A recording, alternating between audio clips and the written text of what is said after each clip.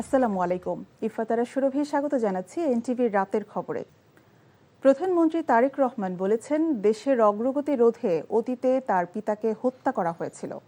এখন একটি স্বার্থান্বেষী মহল দেশের অগ্রগতিকে রোধ করতে বিভ্রান্তি ছড়াচ্ছে। তা থেকে সবাইকে সজাগ ও সতর্ক থাকার আহ্বান জানিয়েছেন সরকার প্রধান। কক্সবাজারে জনসভা ও বিভিন্ন কর্মসূচিতে অংশ নিয়ে তিনি এসব কথা বলেন। ফরিদ আহমদ ভুইয়ার ক্যামেরায় হাসান মাহমুদের রিপোর্ট।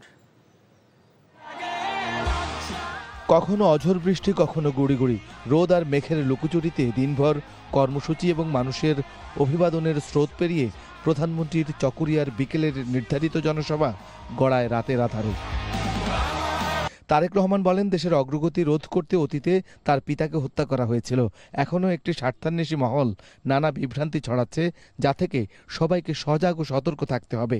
আমাদেরকে আজকে সতর্ক থাকতে হবে, সজাগ থাকতে হবে যে কোনোভাবেই যেন বাংলাদেশে আর গণতন্ত্রকে কেউ হত্যা করতে না পারে, কোনোভাবেই যেন বাংলাদেশের মানুষের গণতান্ত্রিক অধিকারকে আর কেউ ছিনিয়ে নিতে না পারে, কোনোভাবেই যেন আজকে আমাদেরকে সতর্ক থাকতে হবে, কোনোভাবেই যেন বাংলাদেশের মানুষের অর্থনৈতিক স্বাধীনতা যা ধীরে ধীরে শক্তিশালী হচ্ছে, সেই স্বাধীনতা কেউ যাতে ছিনিয়ে নিতে না পারে, আজকে আমাদেরকে সতর্ক থাকতে হবে। ফ্যামিলি কার্ড, কৃষক কার্ড সহ সরকারের নেওয়া নানা পদক্ষেপের উল্লেখ করে প্রধানমন্ত্রী বলেন, এখন যারা সিগারেট ও মদের ট্যাক্স বাড়ানোর বিরুদ্ধে প্রতিবাদ করছে, তারা অতীতেও নানা টিকিট বিক্রির নামে জনগণকে বিভ্রান্ত করেছিল। যারা মদের উপরে ট্যাক্স বাড়ানোর প্রতিবাদ জানায়, সিগারেটের উপরে ট্যাক্স বাড়ানোর প্রতিবাদ জানায়, তারা কি জনগণের জন্য রাজনীতি করে? জনগণের জন্য রাজনীতি করে না। আমরা নির্বাচনের আগেও দেখেছি, এরা গিয়ে জনগণের কাছে বিভিন্ন টিকিট বিক্রি করত। শুনেছেন না, দেখেছিলেন না? এর আগে প্রধানমন্ত্রী কক্সবাজারের নবগঠিত উপজেলা মাতামুহুরীর ভিত্তিপ্রস্তর এবং পেকুয়া পৌরসভার ভিত্তিপ্রস্তর উদ্বোধন করেন। পেকুয়ায় জুলাই গণ অভ্যুত্থানে কক্সবাজারের প্রথম শহীদ মোহাম্মদ ওয়াসিমের কবর জিয়ারত করেন তারেক রহমান। ডুলা হাজরা সাফারি পার্ক সংলগ্ন মালুমঘাট সংরক্ষিত বনে সরকারের নেওয়া 5 বছরে 25 কোটি বৃক্ষরোপণ কর্মসূচির উদ্বোধন করেন সরকার প্রধান। বৃষ্টির স্নিগ্ধতা নিয়ে শুরু হওয়া জ্যৈষ্ঠের মেঘঘন সকালে আকাশপথে সমুদ্র সফেন কক্সবাজারে নেমে পিএমখালী ইউনিয়নের পাতলিখালের পুনঃখনন কাজের উদ্বোধন করে প্রধানমন্ত্রী বলেন, মানুষের ভাগ্য পরিবর্তনের গতিকে বন্ধ করতে চায় বিরোধী পক্ষ। তাদের উদ্দেশ্য একটাই, তাদের লক্ষ্য একটাই, সেটা হচ্ছে দেশের মধ্যে একটি অস্থিতিশীলতা, অশান্তি তৈরি করা, মানুষকে বিভ্রান্ত করা। প্রায় 47 বছর পর পিতার খনন করা খাল পুনর্খনন করেন পুত্র তারেক রহমান। বললেন, নির্বাচনী ইশতেহারে ঘোষিত জনমানুষের জন্য নেওয়া যেসব কর্মসূচি, বিশেষ করে ফ্যামিলি কার্ড, কৃষক কার্ডের মতো কর্মসূচিগুলো বাস্তবায়ন করতে তার সরকার বাজেটে পর্যাপ্ত বরাদ্দ রেখেছে এবং তিনি বলেছেন, সরকার চায় জনগণ এবং দেশের উন্নয়ন, তাই বিরোধী দলের কথায় কান না দেওয়ার আহ্বান জানিয়েছেন তিনি। Hasan Mahmud, NTV news, Chakaria, Cox's Bazar. দীর্ঘদিন সরকারকে সুযোগ দেয়া হবে না হুঁশিয়ারি উচ্চারণ করে বিরোধী দলীয় নেতা ও জামাতে ইসলামী আমির ডক্টর শফিকুর রহমান বলেছেন, এই সুযোগ খুবই সীমিত। আর ভুয়া ফটোকার্ডকে ভিত্তি করে বাজেটে মাদকের দাম বৃদ্ধি করে বিরোধী দলকে দায়ী করে প্রধানমন্ত্রীর বক্তব্যেরও সমালোচনা করেন তিনি। সমালোচনা করেন সীমান্ত হত্যা এবং পুশিন নিয়েও। চট্টগ্রাম থেকে শামসুল হক হায়দরের পাঠানো রিপোর্ট, ক্যামেরায় ছিলেন এনামুল হক। 11 দলীয় ঐক্যের বিভাগীয় সমাবেশ ঘিরে চট্টগ্রামের ঐতিহাসিক লালদিঘি ময়দান ছিল কানায় কানায় পরিপূর্ণ। সমাবেশে বক্তারা গণভোটের রায় বাস্তবায়ন, জনদুর্ভোগ নিরসন, দ্রব্যমূল্যের ঊর্ধ্বগতি নিয়ন্ত্রণ, আইন শৃঙ্খলা পরিস্থিতি নিয়ে সরকারের সমালোচনা করেন। বাজেটের প্রতিবাদে বিরোধী দলের মিছিল নিয়ে প্রধানমন্ত্রীর বক্তব্যের কড়া সমালোচনা করেন বিরোধী দলীয় নেতা। গণভোটের রায় না মানলে কঠোর কর্মসূচির ইঙ্গিত দেন তিনি। ধূমপান জাতীয় দ্রব্যের ট্যাক্স বাড়ানো হয়েছে বলে বিরোধী দল তার বিরুদ্ধে প্রতিবাদ করে মিছিল করেছে। প্রধানমন্ত্রীর এই পদটা রাষ্ট্রীয় পদ, তার মুখ দিয়ে যদি অনবরত এই সমস্ত ভুলভাল কথা বের হতে থাকে, বাংলাদেশ লজ্জিত হবে, ক্ষতিগ্রস্ত হবে। 70% মানুষের রায়কে আপনারা অপমান অগ্রাহ্য করছেন, জনগণ বসে বসে আঙ্গুল চুষবে না। রায় দিয়েছে জনগণ, মানতে হবে সরকারকে। সীমান্তে বিএসএফ এর পুশিন ও হত্যাকাণ্ডের ঘটনায় সরকারের অবস্থানেরও সমালোচনা করেন জামাত আমির। সীমান্তে কি হচ্ছে আপনারা জানেন। আমরা নোটিশ দিয়েছি এই বিষয়ে আলোচনা করার জন্য। আমাদের নোটিশ নিয়ে টাল বাহনা করা হচ্ছে। কারে খুশি করতে চান? কার হয়ে দেশ পরিচালনা করতে চান? যদি বাংলাদেশের জনগণের সরকার হয়ে থাকে তাহলে এই ধরনের ইস্যু সংসদে আলোচনা করতে দিতে হবে। আমরা পরিষ্কার বলে দিচ্ছি, আমরা দীর্ঘকাল বসে বসে আপনাদেরকে এই সুযোগ দেব না। সুযোগের সময় খুবই সীমিত, সময় ফুরিয়ে আসছে। এই সময়ের ভিতরে যদি পরিবর্তন হয়ে যান আপনাদেরকে অভিনন্দন জানাবো। যদি পরিবর্তন না হন তাহলে আপনাদেরকে আপনাদের পরিণতি গুনার জন্য প্রস্তুত থাকতে হবে।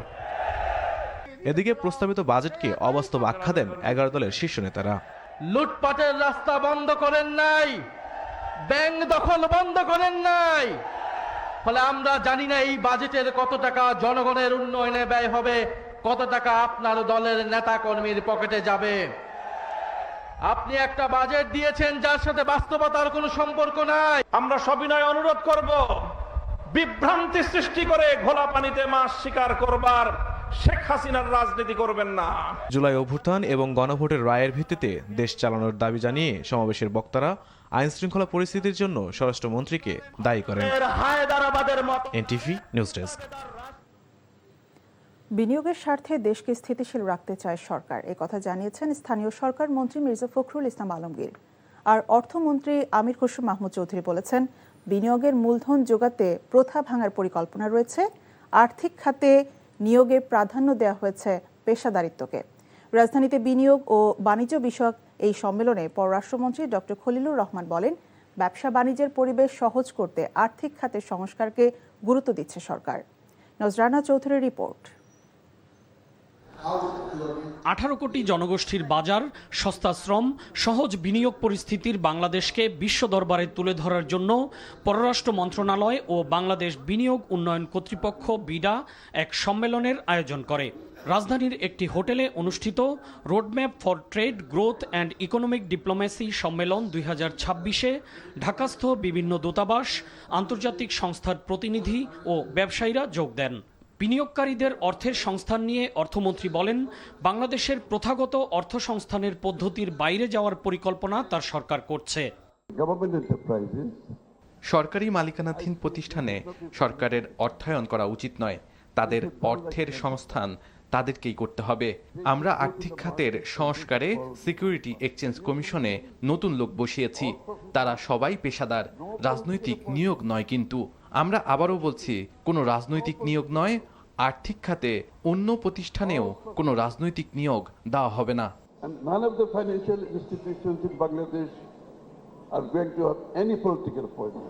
আয়োজক পররাষ্ট্রমন্ত্রী ডক্টর খলিলুর রহমান বলেন, বর্তমান সরকার ব্যবসা বাণিজ্যের পরিবেশ সহজীকরণের বিষয়ে প্রতিশ্রুতিবদ্ধ, যে কারণে আর্থিক খাতের প্রয়োজনীয় সংস্কারের কাজে সরকার গুরুত্ব দিচ্ছে বলেও জানান তিনি।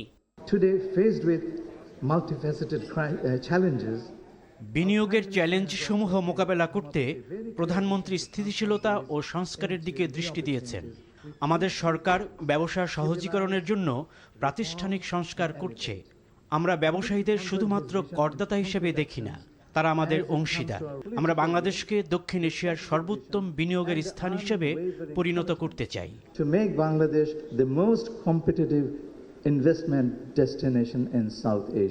উত্তরাধিকার সূত্রে বর্তমান সরকার অর্থনৈতিক ও প্রাতিষ্ঠানিকভাবে একটি ধ্বংসপ্রাপ্ত দেশ পেয়েছে বলে জানান সম্মেলনে যোগ দেয়া এলজিআরডি মন্ত্রী ও ক্ষমতাসীন দল বিএনপির মহাসচিব মির্জা ফখরুল ইসলাম আলমগীর। সুশাসন প্রতিষ্ঠার মাধ্যমে তারা বিনিয়োগকারীদের আস্থা ফিরিয়ে নিয়ে আসার লক্ষ্য স্থির করেছেন বলেও উল্লেখ করেন তিনি। আমরা বিনিয়োগকারীদের জন্য একটি প্রতিযোগিতামূলক, স্থিতিশীল, নৈতিক ও সর্বোপরি জনবান্ধব বাংলাদেশ উপহার দিতে চাই। কথা দিচ্ছি, আপনারা হতাশ হবেন না। আন্তর্জাতিকভাবে ভারসাম্যপূর্ণ কূটনীতি বজায় রাখার ফলে বিদেশি বিনিয়োগকারীরা বাংলাদেশে বিনিয়োগে স্বস্তি বোধ করবেন বলেও আশ্বস্ত করেন সরকারের নীতি নির্ধারকগণ। নজরানা চৌধুরী, এনটিভি নিউজ, ঢাকা। ফ্যাসিবাদী সরকার 15 বছরে আমলাতন্ত্রকে এমন জায়গায় নিয়ে গেছে যা দেশের অগ্রগতিকে নষ্ট করে দিয়েছে। বর্তমান সরকার এই অবস্থার পরিবর্তন ঘটাবে বলে মন্তব্য করেছেন বিএনপি মহাসচিব ও এলজিআরডি মন্ত্রী মির্জা ফখরুল ইসলাম আলমগীর। বিকেলে রাজধানী খামারবাড়ি কৃষিবিদ ইনস্টিটিউটে এক আলোচনায় এ মন্তব্য করেন তিনি। বলেন, সরকারি কর্মকর্তা কর্মচারীদের বদলি নিয়ে আমলাতান্ত্রিক জটিলতা তৈরি করে রাখা হয়েছে। মাঠ পর্যায়ে কর্মরতদের সুযোগ সুবিধা বাড়িয়ে কৃষির বিকাশ সাধনের কথা জানান তিনি। অনুষ্ঠানে সমাজ কল্যাণ মন্ত্রী ডক্টর AZM জাহিদ হোসেন বলেন, কৃষি ক্ষতিগ্রস্ত হলে দেশের অবস্থা করুণ হবে। 1 জুলাই থেকে 40,20,000 ফ্যামিলি কার্ড দেওয়ার কথা জানিয়ে তিনি তা বাস্তবায়নে কৃষি কর্মকর্তাদের সহযোগিতা প্রত্যাশা করেন। একটা ব্যুরোক্রেটিক সমস্ত ঘটনা তৈরি করা হয়েছে গত 15-16 বছরে, এগুলো বাংলাদেশের মূল জায়গাটাকে আপনার বিনষ্ট করে দিয়েছে একদম। আমরা এগুলো পরিবর্তন করতে চাই, আমরা এই জায়গাগুলো আনতে চাই, আমরা কাজের পরিবেশটাকে সুষ্ঠু করে গড়ে তুলতে চাই। লাইসেন্স বাতিলের পর রাজধানীর মগবাজারে আদ্দিন হাসপাতালে বন্ধ রয়েছে বহির্বিভাগের সকল চিকিৎসা কার্যক্রম। এখনও হাসপাতালে চিকিৎসাধীন রয়েছেন 200-র বেশি রোগী। এদিকে আদ্দিন হাসপাতালে এসে চিকিৎসা না নিতে পারায় কামাল মিয়া নামে এক কিডনি রোগীর মৃত্যুর খবর পাওয়া গেছে। আর লাইসেন্স বাতিলের বিরুদ্ধে আগামীকাল আপিল করা হবে বলে জানিয়েছে হাসপাতাল কর্তৃপক্ষ। আবির আহমেদের রিপোর্ট। যে হাসপাতাল প্রতিদিন রোগীদের ভিড় আর কোলাহলে মুখর থাকত, সেটি গেল 2 দিন ধরে অনেকটাই নীরব। বন্ধ বহির্বিভাগ, জরুরি বিভাগ ও কনসালটেন্সি। কিন্তু এই তথ্য অনেকেই জানেন না, তাই সেবা নিতে এসে ফিরে যেতে হচ্ছে স্বজনদের। আমি অন্য সব হাসপাতালে যাব না, গেলে তো আমি ফার্স্টই যেতাম। তাদের কারণে হয়েছে, তাদের বিচার হোক। পুরো হসপিটাল বন্ধ করে আমাদের ভোগান্তিতে ফেলার দরকার কি? এই টাইমে বন্ধ বুঝলাম না, আমি এখন রুগী নিয়ে কোথায় যাব? দেখা যায় যে নিউরোসায়েন্স হসপিটালে গেছিলাম, ঢাকা মেডিকেলে গেছি, ওনাদের আইসিইউ ক্রাইসিস, পরে আমরা এখানে নিয়ে আসছি। নবজাতক মৃত্যুতে অবহেলার দায়ে বাতিল হয়েছে লাইসেন্স, সুযোগ নেই সেবা দেয়ারও। তাই রোগীদের ফেরত দিতে হচ্ছে আদ্দিন হাসপাতালের কর্তৃপক্ষকে। বিবেচনা করে পুনরায় যেন সরকার আমাদেরকে সেই রোগীদের সেবা করার জন্য আবার পুনরায় যেন সিদ্ধান্ত দেয়। শুক্রবার জানানো হয়, আদ্দিন হাসপাতালে বিভিন্ন ওয়ার্ডে 243 জন রোগী ভর্তি ছিলেন। এই রোগীদের মধ্যে কতজন হাসপাতাল ছেড়েছেন এর সঠিক সংখ্যা জানাতে পারেনি কর্তৃপক্ষ। এদিকে আদ্দিন হাসপাতালে এসে চিকিৎসা নিতে না পারায় কামাল মিয়া নামের একজনের মৃত্যুর অভিযোগ উঠেছে। 6টা বাচ্চা মারা গেছে, এইটার ইস্যু ধরে আজকে আমার হাজবেন্ড মারা গেল। আজকে ডায়ালিসিস নিতে পারলাম না বলে এই শ্বাসকষ্টটা আমি মানে ব্যাকআপ দেওয়ার জন্য আমি গেছিলাম, কিন্তু হাসপাতালে সকালেও আমি গেছি যে আমাকে একটা শিডিউল অন্তত দেন, আমি পেশেন্টটাকে সেভ করার চেষ্টা করি। তো এটা 6টা বাচ্চার জন্য আজকে আরো 2টা বাচ্চা এতিম হয়ে গেল। লাইসেন্স বাতিলের সিদ্ধান্তের বিরুদ্ধে রোববার আপিল করবে আদ্দিন হাসপাতাল। আবির আহমেদ, এনটিভি নিউজ, ঢাকা। স্বাস্থ্য ও পরিবার কল্যাণ মন্ত্রী সর্দার সাখাওয়াত হোসেন বলেছেন, আদ্দিন হাসপাতাল পক্ষ লাইসেন্স বাতিল না করতে কোটি কোটি টাকার প্রলোভন দেখিয়েছে। অথচ জামায়াতের কিছু নেতা এই হাসপাতালটির পক্ষে সাফাই গাইছে বলেও আফসোস করেন তিনি। মন্ত্রী বলেন, পাইলটিং স্কিমের মাধ্যমে রোগীদের সেবা দেওয়া হবে, যেখানে প্রতিটি ঘরে ঘরে সরকারের লোক যাবে। দুপুরে নরসিংদীর মনোহরদী উপজেলা পরিষদ মিলনায়তনে স্বাস্থ্য ও পরিবার কল্যাণ মন্ত্রীর নিজ তহবিল থেকে দরিদ্র ও অসহায় মানুষের মাঝে আর্থিক অনুদান প্রদান অনুষ্ঠানে তিনি এসব কথা বলেন। এ সময় পৌরসভা ও বিভিন্ন ইউনিয়নের 2 শতাধিক দরিদ্র ও অসহায়দের মাঝে আর্থিক সহায়তা প্রদান করা হয়। এই যে আদ্দিন হাসপাতাল কোটি কোটি টাকা নিয়ে ঘুরেছে আমার পিছনে, আল্লাহর রহমতে আপনাদের দোয়া কোনো টাকার প্রতি লোভ হয় নাই। আমার মাননীয় প্রধানমন্ত্রী বলেছেন, আপনি যা করবেন আমি আপনাকে পূর্ণ সমর্থন দিয়েছি। আমি লাইসেন্স বাতিল করে দিয়েছি। আর জামাতের লোকেরা বলে যে এটা নাকি বেইনসাফ হয়েছে, মানে ও বেটাও জামাত করে। হ্যাঁ, মানুষকে ভুগা দেয়, কয়েকটা টাকা না কম নিয়ে ভুগা দেয়, 6টা বাচ্চাকে মেরে ফেলেছে। ওরা এখন ওনার পক্ষে কথা বলে।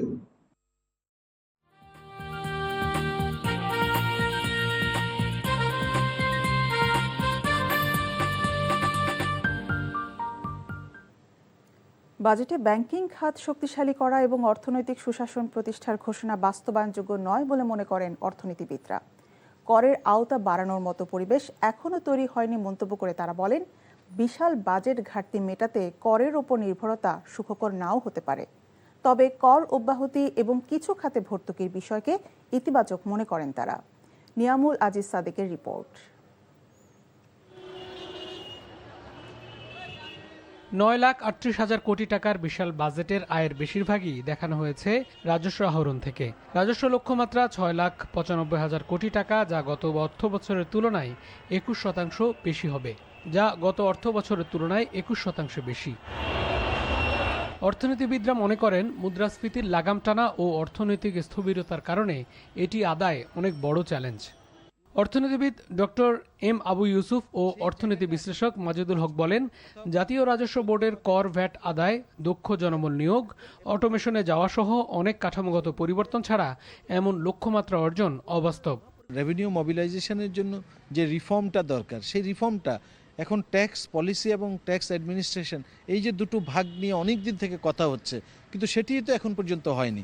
এন্ড টু এন্ড অটোমেশনের কথা তো বলা হয়েছে, কিন্তু এটি করার জন্য যে পরিমাণ বিনিয়োগ দরকার, সেই বিনিয়োগটা করলে তাহলে ভবিষ্যতে কিন্তু আমরা এই যে ট্যাক্স জিডিপি রেশিও যেটা 10%, এই 10% করার জন্য কিন্তু ব্যাপক সংস্কারের দরকার। 6,05,000 কোটি টাকা এনবিআর আপনাকে আদায় করে দিবে, এটা কিন্তু একটা অসম্ভব একটা বিষয় আমাদের কাছে মনে হচ্ছে বর্তমান অর্থনৈতিক বাস্তবতায়। এই যে বাজেট ঘাটতি পূরণ করার জন্য আপনি যে ঋণ নেবেন, সেই ঋণটা কোথা থেকে নেবেন? এটা কি বৈদেশিক উৎস থেকে নেবেন না অভ্যন্তরীণ উৎস থেকে নেবেন? অভ্যন্তরীণ উৎস থেকে নিলে আপনার অর্থনীতি আবার গতিহীন হয়ে যাবে। তাদের মতে সরকার 40,000 কোটি টাকা প্রণোদনা দিয়ে ব্যাংকগুলোকে বাঁচিয়ে রাখার চেষ্টা করছে, কিন্তু ব্যাংকিং খাতে সুশাসন ও পাচার হওয়া টাকা ফিরিয়ে আনতে কোনো সংস্কার করেনি।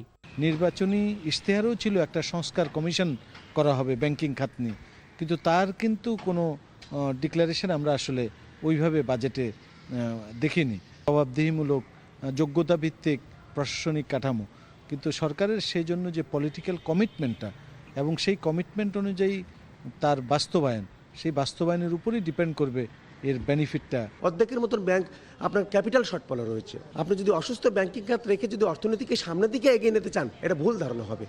তারা বলেন, বাজেটে চিকিৎসা সরঞ্জামের কর কমানো, শিক্ষা ও স্বাস্থ্য খাতে বরাদ্দ বাড়ানো সহ বেশ কিছু ইতিবাচক দিক রয়েছে। Niamul Aziz Sadiq, NTV news, Dhaka. মরক্কোর বিপক্ষে ম্যাচ দিয়ে হেক্সা মিশন শুরু করতে যাচ্ছে ব্রাজিল। কাল ভোর 4টায় মুখোমুখি হবে দুই দল। যুক্তরাষ্ট্র থেকে ম্যাচটির বিষয়ে সবশেষ তথ্য জানাচ্ছেন আমাদের সিনিয়র করেসপন্ডেন্ট কুশলী আসির।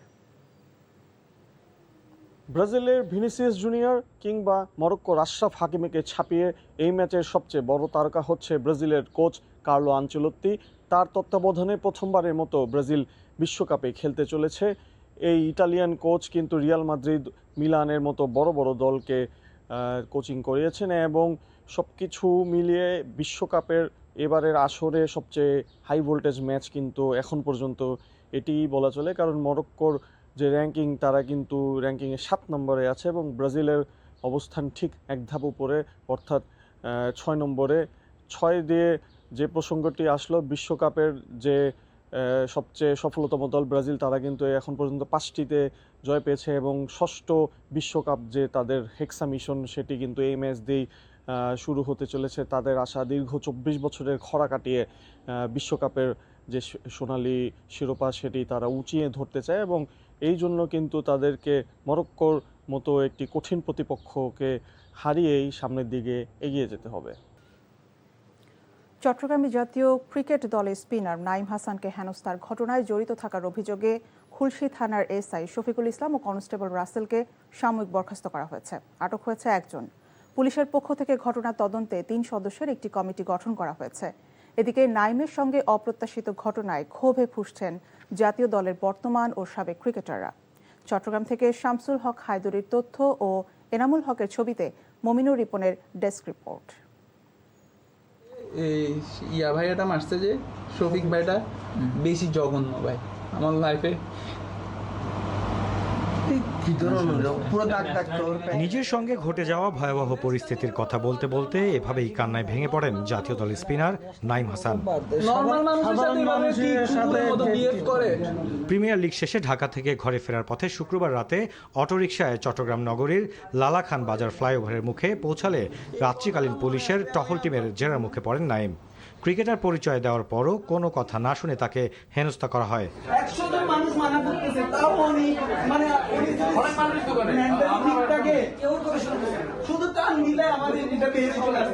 অভিযোগের তীর পুলিশের দিকে থাকায় এ নিয়ে চারদিকে সমালোচনা ঝড় ওঠে। পরে নাইম ও তার পরিবারের সাথে দেখা করতে যান চট্টগ্রাম পুলিশ কমিশনার। আমরা একটা কমিটি করে দিয়েছি, 3 সদস্যের একটা কমিটিও করে দিয়েছি, পুরো বিষয়টা ইনকোয়ারিও করা হবে, প্লাস তাৎক্ষণিক যেটা ব্যবস্থা গ্রহণ করা দরকার আমরা করেছি। যেটুকু আমাদের ব্যবস্থা গ্রহণ করা দরকার আমরা সর্বোচ্চ ব্যবস্থা করব। সেখানে যে পুলিশ যেটা করেছে অথবা সেটা প্রফেশনাল হয়নি, এটা প্রফেশনালি করা উচিত ছিল। এটা আমি মনে হয় আপনাদেরকে বোঝাতে পেরেছি। এবং এই ধরনের আনপ্রফেশনাল কাজের জন্য চট্টগ্রাম মেট্রোপলিটন পুলিশের যে কোনো সদস্য জড়িত কাউকেই মার্সি করা হবে না। এ ঘটনায় হতাশা প্রকাশ করে সুষ্ঠু তদন্তের দাবি জানায় তার পরিবার। ও এখনো আপসেট, ও এই পুলিশ কমিশনার গিয়েছেন, ওনার সামনেও কাঁদছে এবং ওর করছে। ও এখন একটু আপসেট, সেই জন্য 4টার দিকে উনি সবাইকে সামনে ব্রিফিং করবেন। ও বলতেছে যে ভাইয়া আমি ওনাকে বারবার বলতেছি আমার ব্যাগ চেক করেন, উনি হয়তো আমার ব্যাগ চেক করে নাই, উনি আমাকে গলা বেড়ে ধরে আমাকে বেশি মারছে আর এত অকথ্য ভাষায় গালাগালি করছে, বলে বুঝাতে পারবো না। এদিকে নাইমের সঙ্গে ঘটে যাওয়া ঘটনায় ক্ষোভ জানিয়েছেন তার সতীর্থরা।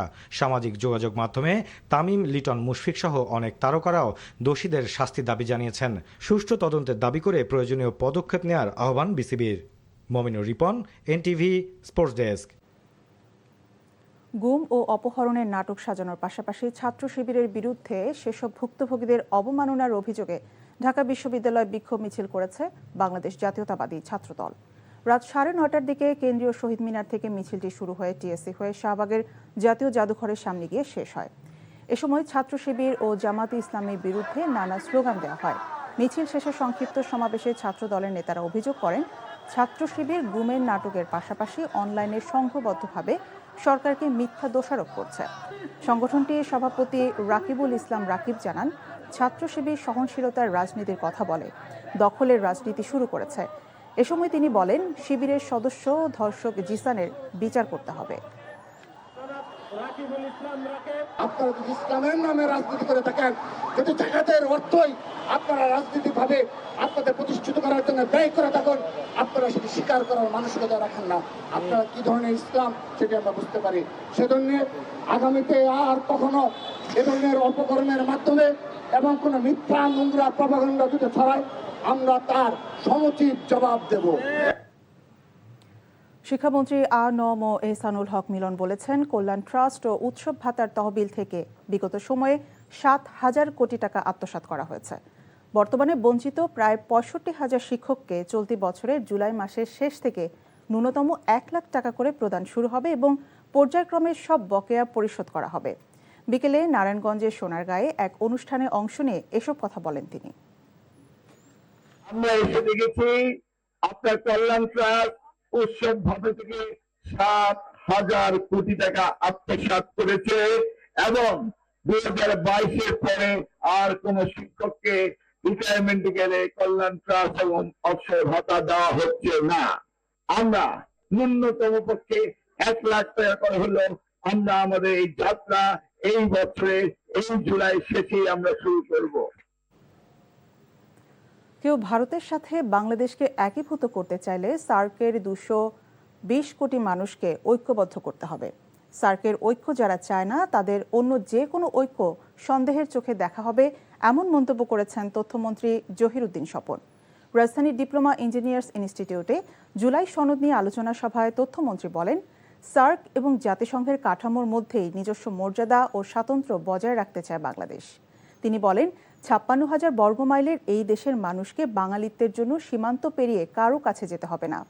সবার আগে বাংলাদেশ নীতিতে সব জটিল সমস্যার সমাধানের পথ খোঁজা হবে। ভারতীয় হাই কমিশনার দীনেশ ত্রিবেদীর বক্তব্যে বাংলাদেশকে ঘিরে ষড়যন্ত্র আছে কিনা সে ব্যাপারে সতর্ক থাকার আহ্বান জানান বক্তারা। সমাজ ও রাষ্ট্রের উন্নয়নে সামাজিক সংগঠনগুলোর কার্যকরী ভূমিকা রাখার তাগিদ দিয়েছে জাতীয় সংসদের স্পিকার হাফিজ উদ্দিন আহমদ। সকালে রাজধানীর একটি হোটেলে লায়ন্স ইন্টারন্যাশনালের 39তম বার্ষিক ডিস্ট্রিক্ট কনভেনশনে তিনি এসব কথা বলেন। স্পিকার বলেন, রাষ্ট্রের উন্নয়নের জন্য রাষ্ট্র কাঠামোর পাশাপাশি সামাজিক সংগঠনগুলোর কাজ করা প্রয়োজন। সামাজিক দায়বদ্ধতার জায়গা থেকে লায়ন্স ইন্টারন্যাশনালের বিভিন্ন সেবামূলক কাজের প্রশংসা করে স্পিকার হাফিজ উদ্দিন আহমদ সবাইকে এগিয়ে আসার আহ্বান জানান।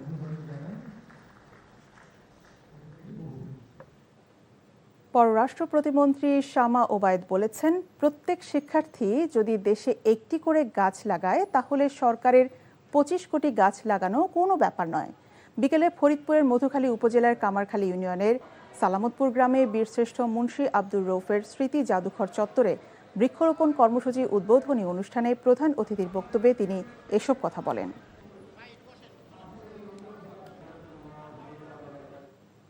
বেকারত্ব কমাতে আধুনিক শিল্প ও প্রযুক্তির চাহিদার সঙ্গে তাল মিলিয়ে নিজেদের দক্ষতা অর্জনে প্রকৌশলী ও তরুণদের মনোযোগী হবার পরামর্শ দিয়েছেন আইইবির প্রেসিডেন্ট ও রাজুকের চেয়ারম্যান প্রকৌশলী মোহাম্মদ রিয়াজুল ইসলাম। সকালে রাজধানীর রমনায় আইইবি সদর দপ্তরে শুরু হয়েছে ইঞ্জিনিয়ার্স ইনস্টিটিউশন বাংলাদেশ আয়োজিত জব ফেয়ার এবং প্রজেক্ট কম্পিটিশন 2026 উদ্বোধন শেষে তিনি এসব কথা বলেন। তিনি আগত শিক্ষার্থী ও প্রকৌশলীদের উদ্দেশ্যে বলেন, জব ফেয়ারের লক্ষ্য কেবল চাকরি দেওয়া নয়, বরং প্রকৌশলীদের দক্ষতা ও শিল্প প্রতিষ্ঠানের চাহিদার মধ্যে কার্যকর সংযোগ তৈরি করা। তিনি আরও বলেন, বর্তমান সময়ে শুধু ডিগ্রি থাকলেই চাকরি পাওয়া সহজ নয়। কোম্পানিগুলোর চাহিদা অনুযায়ী দক্ষ মানব সম্পদ তৈরি করা জরুরি। সেই জায়গা থেকেই এই ধরনের জব ফেয়ারের গুরুত্ব বাড়ছে। নগর জীবনের কেনাকাটাকে আরও সহজ ও দ্রুত করতে রিটেল ব্যবসার উদ্যোগে আনুষ্ঠানিক যাত্রা শুরু করল মেঘনা গ্রুপ অব ইন্ডাস্ট্রিজ। প্রতিষ্ঠানটি আজ একযোগে ঢাকার মেট্রো রেল MRT লাইন 6-এর 9টি স্টেশন এবং গুলশান 1 আউটলেট উদ্বোধন করেছে। গুলশান 1-এর ফ্রেশ সুপার মার্টটি উদ্বোধন করেন MGI এর চেয়ারম্যান ও ব্যবস্থাপনা পরিচালক মোস্তফা কামাল।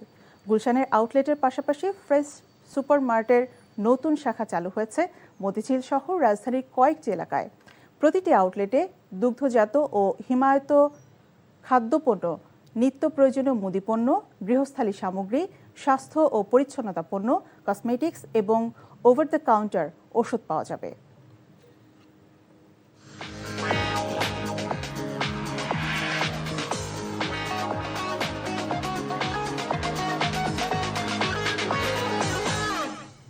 মার্কেন্টাইল ব্যাংক অর্থনীতির খবর। মূল্যস্ফীতি নিয়ন্ত্রণ করতে না পারলে বাজেটের সুফল মিলবে না মন্তব্য করে অর্থনীতি বিশ্লেষকরা বলেছেন, আগামীতে মূল্যস্ফীতি নিয়ন্ত্রণই সবচেয়ে বড় চ্যালেঞ্জ। সকালে রাজধানীতে ইকোনমিক রিসার্চ সেন্টার আয়োজিত বাজেটের প্রত্যাশা ও প্রাপ্তি বিষয়ে এক আলোচনায় এমন মন্তব্য করেন তারা। এছাড়া পলিসি স্থিতিশীল না থাকলে বাণিজ্য ও বৈদেশিক বিনিয়োগ মুখ থুবড়ে পড়বে বলেও আশঙ্কা প্রকাশ করেন বিশেষজ্ঞরা। অর্থনীতি সচল রাখতে বেসরকারি খাতকে উদ্বুদ্ধ করার তাগিদ দেন তারা। প্রস্তাবিত বাজেটে অনেক প্রত্যাশার কথা থাকলেও রাজস্ব আহরণ নিয়ে সুস্পষ্ট বক্তব্য নেই বলেও মন্তব্য করেন তারা। আমাদের কাছে চারটা মেজার, আমি যেটা বললাম রেভিনিউ মেজার, উনি ইআরএফ এর প্রেসিডেন্ট এবং একই সাথে ফিনান্সিয়াল এক্সপার্টকে উনি ইকোনমিক্স ডিপার্টমেন্টের প্রফেসর। বাজারে যদি তার প্রতিফলন ঘটাতে চায় তাহলে আমরা সরকারের প্রতি আস্থা রাখি এবং বিশ্বাস করি যে বাজারে জিনিসপত্রের দাম কমবে, এই 60টি পণ্যের দাম। আর যদি না কমে সেটা ভিন্ন কথা, কিন্তু আমার প্রত্যাশা কমার জন্য যে কথা বলা দরকার সরকারের, সেই কথা কিন্তু স্পষ্ট। স্বাস্থ্য খাত, শিক্ষা খাত, এরকম কয়েকটা খাতে আমরা বরাদ্দ বাড়ানো হয়েছে। কেন? যে ওইটার থেকে আমার যেন সুস্থ জাতি বেরিয়ে আসে, সুস্থ মানে প্রকৃত প্রশিক্ষিত শিক্ষা যেন আসে। অর্থনীতিকে সচল করার জন্যে আমার প্রাইভেট সেক্টর, অন্যান্য খাতকে আমাকে কিছুটা ইনজেক্ট করতে হবে, বিনিয়োগ ইনজেক্ট করতে হবে। কর আদায়ে হয়রানি হ্রাস করতে একটি ডিজিটাল কর ব্যবস্থার প্রয়োজন বলে মনে করেছে the institute of chartered accountants of বাংলাদেশের গবেষকরা। দুপুরে কারওয়ান বাজারে ICAB এর অডিটোরিয়ামে প্রস্তাবিত জাতীয় বাজেট 2026-27-এর উপর চার্টার্ড অ্যাকাউন্ট্যান্টদের ভাবনা শীর্ষক সংবাদ সম্মেলনে একথা জানান তারা। এ সময় ICAB এর সভাপতি NKA মবিন বলেন, রাজস্ব আহরণের লক্ষ্যমাত্রা পূরণে সমন্বিত প্রয়াস ও নজরদারি প্রয়োজন। এছাড়া মৌলিক ব্যবসায়িক পরিষেবার জন্য BIN বাধ্যতামূলক করা এবং কাস্টমস আইনে রপ্তানিমুখী বাণিজ্যিক কার্যকলাপকে সহজতর করার বিষয়ে সরকারের প্রতি আহ্বান জানান তিনি। একই সাথে 2026-27 অর্থ বছরের প্রস্তাবিত বাজেটে 6,95,000 কোটি টাকার রাজস্ব আহরণের লক্ষ্য অর্জনে সমন্বিত সংস্কার কার্যক্রম বাস্তবায়ন প্রয়োজন বলে মনে করে আইসিএবি। চুক্তি অনুযায়ী বকেয়া ও ক্ষতিপূরণ এবং নৌ নীতিমালা 2024-এর পূর্ণাঙ্গ বাস্তবায়নের দাবিতে মানববন্ধন করেছেন ক্ষতিগ্রস্ত জাহাজ মালিকরা। সকালে জাতীয় প্রেস ক্লাবের সামনে মানববন্ধনে বক্তারা অভিযোগ করেন, প্রভাবশালী সিন্ডিকেট সাধারণ জাহাজ মালিকদের ধ্বংসের দিকে ঠেলে দিচ্ছে। তারা বলেন, চুক্তি অনুযায়ী ক্ষতিপূরণ না দিয়ে জাহাজগুলো দীর্ঘ সময় নোঙর করে রাখায় মালিকরা আর্থিক ক্ষতির মুখে পড়ছেন। তারা বলেন, চলমান সংকট অব্যাহত থাকলে শ্রমিকদের জীবিকা এবং নৌ বাণিজ্য মারাত্মকভাবে ক্ষতিগ্রস্ত হবে। এক সপ্তাহের মধ্যে দাবি মেনে না নিলে আমরণ অনশন সহ কঠোর কর্মসূচির হুঁশিয়ারি দেন ভুক্তভোগী জাহাজ মালিকরা। এই ছিল রাতের খবরে। এই খবরের ভিডিও সহ আপডেট জানতে ভিজিট করুন এনটিভি অনলাইন www.ntv.com। এছাড়াও এনটিভির জনপ্রিয় সব অনুষ্ঠান এবং খবরের আপডেট জানতে ভিজিট করুন আমাদের ইউটিউব ও ভেরিফাইড ফেসবুক পেজ। রাত 1টায় মধ্যরাতের খবর দেখার আমন্ত্রণ রইল। ধন্যবাদ সবাইকে।